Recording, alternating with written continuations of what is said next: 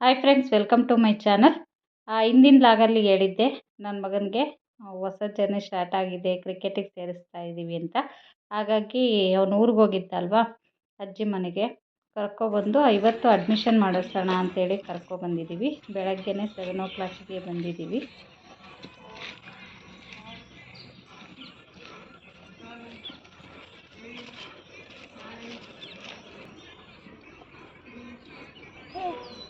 ಹೋಗಿ ಒಳಕ್ಕೆ, ಒಳಕ್ಕೆ ಹೋಗಪ್ಪ. ಯಾಕೆ? ಅಯ್ಯ,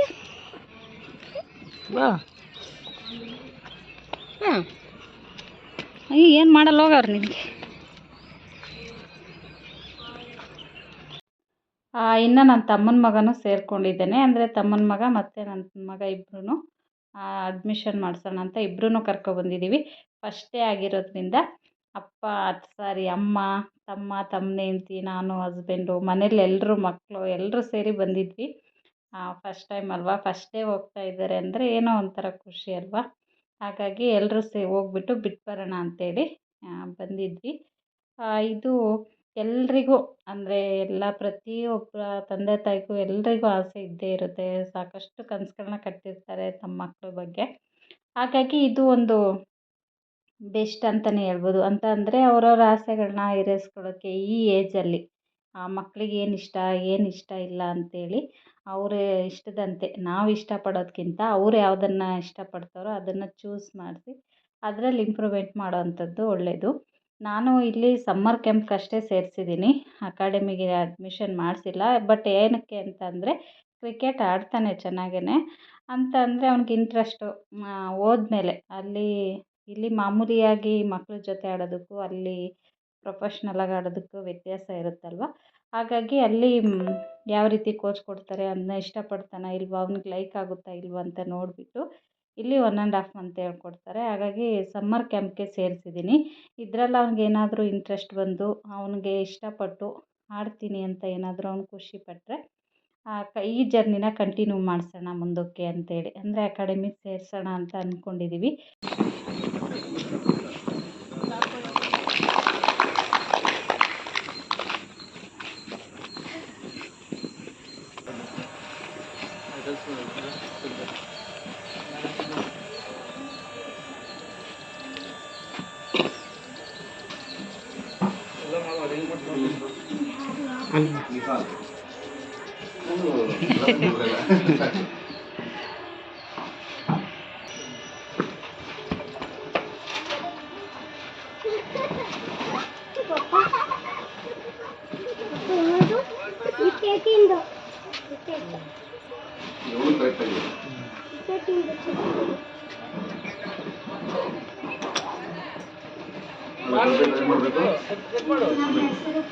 ಎಲ್ಲಾದ್ರ ಮೇಲೆ ಅಲ್ಲ, ಕಿಟ್ ಮೇಲೆ ಬರೀಬೇಕು, ಬ್ಯಾಟ್ ಮೇಲೆ, ಗ್ಲೌಸ್ ಮೇಲೆ, ಅದೇನು ಐಟಮ್ಸ್ ಇದೆ ಎಲ್ಲಾದ್ರ ಮೇಲೆ ಬರೀಬೇಕು. ಮಿಸ್ ಮಾಡ್ತಾನೆ.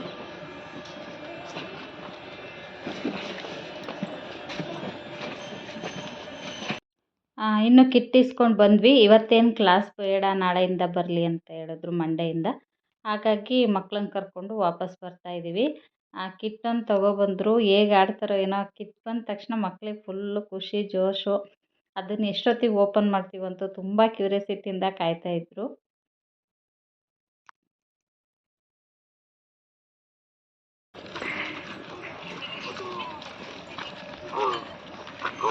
ಅವೆಲ್ಲ ಡ್ಯಾನ್ಸ್ ಕ್ಲಾಸ್ ಹೇಳು. ಇವೆಲ್ಲ ಡ್ಯಾನ್ಸ್ಗೆ ಇನ್ನು ಇದು ನಮ್ಮ ಮನೆಯವರ ಆಸೆ ಅಂತಲೇ ಹೇಳ್ಬೋದು. ಅಂದರೆ ನನ್ನ ಮಗ ಕ್ರಿಕೆಟ್ ಆಡಬೇಕು ಅನ್ನೋದು. ಅವರಿಗೂ ಕ್ರಿಕೆಟ್ ಅಂದರೆ ತುಂಬಾ ಇಷ್ಟ. ಇವನಿಗೂ ಇಂಟ್ರೆಸ್ಟ್ ಇರೋದ್ರಿಂದ 2 ಮ್ಯಾಚ್ ಆಗೋದ್ರಿಂದ ಅವ್ರಿಗೆ ತುಂಬಾ ಖುಷಿ ಆಯಿತು. ಒಂದು ಸಲ ಸೇರಿಸೋಣ ಅಂತ ಸೇರಿಸಿದ್ದೀವಿ. ಅಂದರೆ ಯಾವಾಗೆಲ್ಲ ನಮಗೆಲ್ಲ ಈ ಥರ ಆಪ್ಷನ್ ಎಲ್ಲ ಇರಲಿಲ್ಲ. ದುಡ್ಡು ಕೊಟ್ಟು ಕಲಿಯೋಷ್ಟು ಇದೆಲ್ಲ ಇರಲಿಲ್ಲ. ಅವಾಗ ಸ್ಕೂಲ್ಗೆ ಹೋಗ್ತಿದ್ದೆ ಹೆಚ್ಚು. ಹಾಗಾಗಿ ಈಗ ಮಕ್ಕಳಾದರೂ ಅಟ್ಲೀಸ್ಟ್ ನಾವಂತೂ ಕಲೀಲಿಲ್ಲ. ಮಕ್ಕಳೆಲ್ಲ ಏನಾದರೂ ಆಸಕ್ತಿ ಇದ್ದರೆ ಅವರಾದರೂ ಕಲೀಲಿ. ಅಂದರೆ ಪ್ರಯತ್ನ ಪಡೋಣ.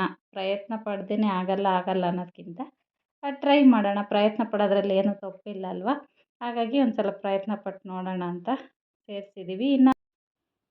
ಇನ್ನು ಅಲ್ಲಿಂದ ಬಂದಮೇಲೆ ತಿಂಡಿಗೆ ಬಿರಿಯಾನಿ ಮಾಡಿದ್ದೆ. ಅಂದರೆ ಇವತ್ತು ಸಂಡೇ ಆಗಿರೋದ್ರಿಂದ ಬಿರಿಯಾನಿ ಮಾಡಿದ್ದೆ. ಹಾಗಾಗಿ ಎಲ್ಲರೂ ತಿಂದರು. ಮಧ್ಯಾಹ್ನ ಕರ್ಬೂಜ ಇತ್ತು. ಕರ್ಬೂಜ ಗಟ್ಟಿಯಾಗಿರೋವಂಥದ್ದನ್ನು ಮಕ್ಳಿಗೆ ಕಟ್ ಮಾಡಿಕೊಟ್ಬಿಟ್ಟು, ಇದು ತಿನ್ನೋದಕ್ಕೆ ಬರೋಲ್ಲ, ಫುಲ್ಲು ಮೆತ್ತಗಾಗ್ಬಿಟ್ಟಿತ್ತು. ಹಾಗಾಗಿ ಜ್ಯೂಸ್ ಮಾಡ್ಕೊಳ್ಳೋಣ ಅಂಥೇಳಿ ಮಾಡ್ತಾಯಿದ್ದೀನಿ. ಇದು ಕರ್ಬೂಜಾಗೆ ಸ್ವಲ್ಪ ಸಕ್ಕರೆ, ಹಾಲು ಮತ್ತು ಸ್ವಲ್ಪ ಗೋಡಂಬಿನ ಹಾಕ್ಕೊಂಡಿದ್ದೀನಿ.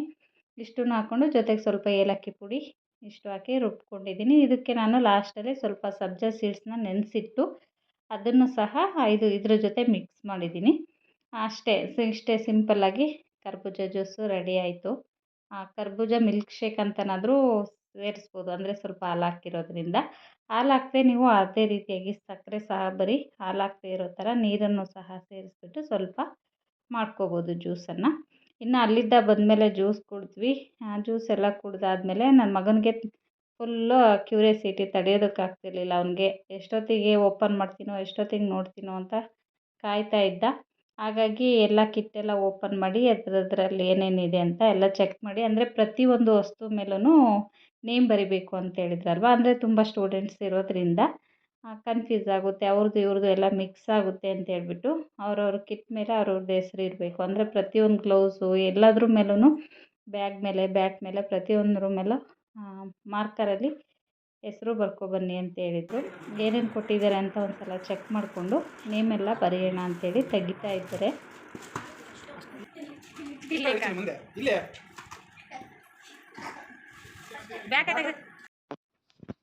ಇನ್ನು ಅದೆಲ್ಲ ಆಗಿ ಸೈಜ್ ಎಲ್ಲ ಕರೆಕ್ಟ್ ಆಗಿದೆಯಾ ಅಂತ ಎಲ್ಲ ಚೆಕ್ ಮಾಡ್ಕೊಂಡ್ವಿ.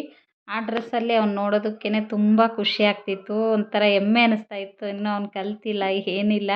ಸ್ಟಾರ್ಟಿಂಗಲ್ಲೇ ಏನೋ ಎತ್ತವ್ರಿಗೆ ಆ ಡ್ರೆಸ್ಸಲ್ಲಿ ನೋಡಿದ ತಕ್ಷಣ ನನಗೂ ನಮ್ಮ ಮನೆಯವ್ರಿಗೂ ಇಬ್ಬರಿಗೂ ತುಂಬ ಖುಷಿ ಆಯಿತು. ಒಂಥರ ಏನೋ ಒಂಥರ ಫೀಲ್, ಅದು ಹೇಳ್ಕೊಳ್ಳೋದಕ್ಕಾಗಲ್ಲ, ಆ ಥರ ಫೀಲಿಂಗ್ ಸ್ಟಾರ್ಟ್ ಆಯಿತು ಅಂತಲೇ ಹೇಳ್ಬೋದು. ಇನ್ನು ಕೆಲವೊಂದು ಫೋಟೋಸು ವೀಡಿಯೋಸ್ ಎಲ್ಲ ಮಾಡಿಕೊಂಡ್ವಿ.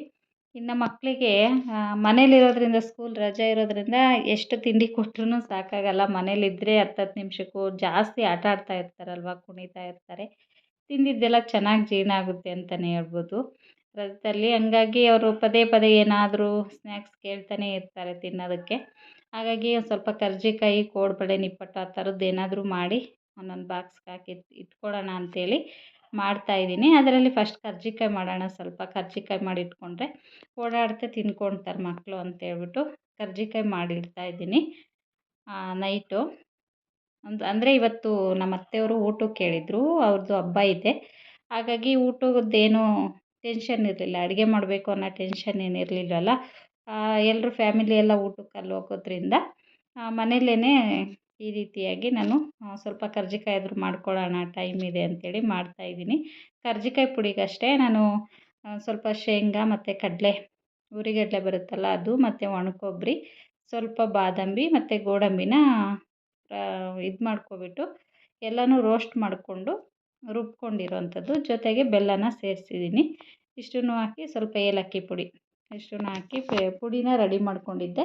ಇನ್ನು ಅದಕ್ಕೆ ಎಲೆಗೆ ಸ್ವಲ್ಪ ಚಿರೋಟಿ ರವೆ ಮತ್ತು ಮೈದಾನ ಮಿಕ್ಸ್ ಮಾಡಿಕೊಂಡು ಎಲೆ ತೀಡ್ಕೊಂಡಿರೋವಂಥದ್ದು. ಒಬ್ಬಳೇ ಮಾಡೋದಕ್ಕೆ ಬೋರು. ಈ ಕೆಲಸಗಳನ್ನೆಲ್ಲ ಮಾಡಬೇಕು ಅಂತ ಅಂದರೆ ಸ್ವಲ್ಪ ಜನ ಇರಬೇಕು ಫ್ರೆಂಡ್ಸ್, ಮಾತಾಡ್ಕೊಳ್ತಾ ಮಾಡಿದ್ರೆ ಟೈಮ್ ಹೋಗೋದು ಗೊತ್ತಾಗೋದಿಲ್ಲ. ಒಬ್ಬರೇ ಮಾಡಬೇಕು ಅಂತಂದರೆ ಒಂಥರ ಬೋರ್ ಅನಿಸುತ್ತೆ. ಇವೆಲ್ಲ ಮಾಡೋದಕ್ಕೆ ಜನ ಇದ್ರೇ ಚೆಂದ. ನೋಡಿ ಎಷ್ಟು ಚೆನ್ನಾಗಿದೆ ಅಂತ ಕರ್ಜಿಕಾಯಿ ಪುಡಿ. ಒಂದು ಸ್ವಲ್ಪ ಮಾಡಿಕೊಂಡೆ, ಒಂದೇ ದಿನ ಎಲ್ಲ ಮಾಡೋದಕ್ಕಾಗಲ್ಲ ಅಲ್ವ. ಹಾಗಾಗಿ ಒಂದು ಅರ್ಧ ಮಾಡಿಕೊಂಡು ಇನ್ನು ಹೋಗಿ ಬರೋದಕ್ಕೆ ಟೈಮ್ ಆಗುತ್ತೆ ಅಂಥೇಳಿ ಒಂದು ಅರ್ಧ ಮಾಡಿಕೊಂಡು ಇನ್ನು ಅರ್ಧ ಎತ್ತಿಟ್ಕೊಳ್ತಾ ಇದ್ದೀನಿ, ಯಾವಾಗಾದರೂ ಫ್ರೀ ಇದ್ದಾಗ ಮಾಡ್ಕೊಳ್ಳೋಣ ಅಂತ. ತುಂಬ ಅಂದರೆ ತುಂಬಾ ಚೆನ್ನಾಗಿ ಬಂದಿದ್ವು ಕರ್ಜಿಕಾಯಿ. ಎಷ್ಟು ಚೆನ್ನಾಗಿ ಕಾಣಿಸ್ತಾ ಇದೆ ನೋಡಿ. ಅಂದರೆ ನಮ್ಮನೆಯವ್ರಿಗೂ ತುಂಬ ಇಷ್ಟ ಇದು. ಮಕ್ಕಳು ಮುಂಚೆ ಎಲ್ಲ ತಿಂತಾ ಇರಲಿಲ್ಲ, ಇತ್ತೀಚೆಗೆ ಅವರೂ ಇಷ್ಟಪಟ್ಟು ತಿನ್ನೋದ್ರಿಂದ ಮಾಡೋಣ ಅಂಥೇಳಿ ಮಾಡ್ತಾಯಿದ್ದೀನಿ. ತುಂಬಾ ಅಂದರೆ ಒಂದು ಮಂತ್ ಇಟ್ಟರು, 15 ಡೇಸ್ ಮೇಲಾದ್ರೂ ಒಂಥರ ಗರಿಗರಿಯಾಗಿರುತ್ತೆ ಅಂತಲೇ ಹೇಳ್ಬೋದು. ಈ ರೀತಿ ಮಾಡೋದ್ರಿಂದ ನಾನು ಈ ವಿಡಿಯೋನ ಡೀಟೇಲಾಗಿ ತೋರ್ಸೋಕ್ಕೆ ಹೋಗಿಲ್ಲ. ನನ್ನ ವಿಡಿಯೋದಲ್ಲಿದೆ ಕರ್ಜಿಕಾಯಿನ ಯಾವ ರೀತಿಯಾಗಿ ಗರಿಗರಿಯಾಗಿ ಮಾಡ್ಕೋಬೇಕು ಅಂತ. ಹಾಗಾಗಿ ಮತ್ತೆ ಇನ್ನೇನು ರಿಪೀಟ್ ತೋರಿಸೋಣ ಅಂತ ನಿಮ್ಮ ಜೊತೆ ಶೇರ್ ಮಾಡ್ಕೊಳ್ಳೋಕೆ ಹೋಗಿಲ್ಲ.